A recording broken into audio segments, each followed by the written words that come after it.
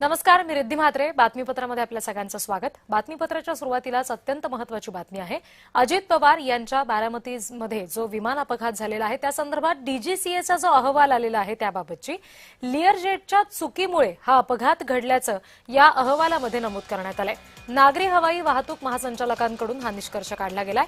अपघातग्रस्त विमानामध्ये त्रुटी आढळलेल्या आहेत असं त्यांनी सांगितलेलं आहे. नागरी वाहतूक महासंचालकांकडून निष्कर्ष काढला गेलाय अजित पवार यांच्या विमान अपघातासंदर्भातला. असा अहवाल समोर आलाय. लिअरजेटच्या चुकीमुळे हा अपघात घडल्याचं त्यात नमूद केलंय. या सगळ्या प्रकारावर राष्ट्रवादीचे आमदार अमोल मिटकरी आणि पवार गटाचे प्रदेशाध्यक्ष शशिकांत शिंदे यांनी काही वेळापूर्वी जय महाराष्ट्रला प्रतिक्रिया दिलेली आहे. आपण ऐकूया. रोहित पवार जे सातत्याने अगदी बोलतायत त्यांच्यावर टीका केली गेली आहे, परंतु त्यांच्या पोटतिडीक त्यांची ती होती की या संदर्भामधल्या त्रुटी ते सातत्याने दाखवत आहेत. केंद्रीय आता मग रोहित पवार म्हणतात केंद्रीय मंत्र्यांचा राजीनामा. आमचं म्हणणंच आहे की परवानगी देणे, एखादी घटना घेतली की त्या खात्याच्या मंत्र्यांचा राजीनामा मागतो आपण. हा खून आहे. माझं आता स्पष्ट म्हणणं आहे, या खून झाल्याचं आहे. जर या मृत्यूला कोण जबाबदार घेणार नसावं, एक महाराष्ट्राचा नेता गेला त्यांचा खेळ होतो. म्हणजे एक त्या वैमानिकावर ऑब्जेक्शन घेतलं गेलं, त्यांना बँगलोरला लवकर जायचं होतं म्हणून त्या ठिकाणी पळत त्या ठिकाणी स्पीडने गेलं, हे रोहित पवारने आरोप केले. मग पुण्याला किंवा मुंबईला लँडिंग व्हायला पाहिजे होतं. या सर्व गोष्टीला जे जबाबदार आहे त्याची चौकशी झाली पाहिजे.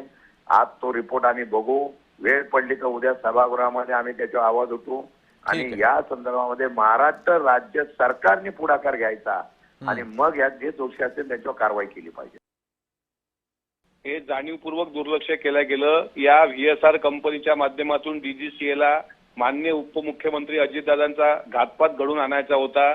आमदार रोहित पवारांनी ज्या पद्धतीनं महाराष्ट्रामध्ये दिल्लीमध्ये पत्रकार परिषदा घेऊन या डीजीसीएचा खरा चेहरा मोहरा महाराष्ट्राच्या समोर आणला होता, त्यात तथ्य आहे हे यावरून स्पष्ट होताना दिसते आहे. व्हीएसआर कंपनी ही दोषी आहेच, पण या डीजीसीए कंपनी हा त्या हत्येचा मास्टर माइंड आहे.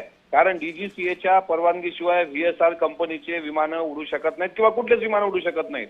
आम्ही डीजीसीएला पहिल्या दिवसांपासून विचारतोय की अजितदादा देवगिरीवरून विमानतळावर गेले, त्या विमानतळावरून व्हीएसआर कंपनीच्या विमानात बसण्यापर्यंतचं सीसीटीव्ही फुटेज आणि त्या विमानावर जे यांनी पायलट नेमले होते साहिल मदन आणि यश, या लोकांची आत्ताची असलेली अनुपस्थिती हे कुठं आहेत? पुण्या ट्रॅफिकमध्ये अडले, यांना का वेळेवर पाठवल्या गेलं नाही? नादुरुस्त विमान कसं दिलं गेलं?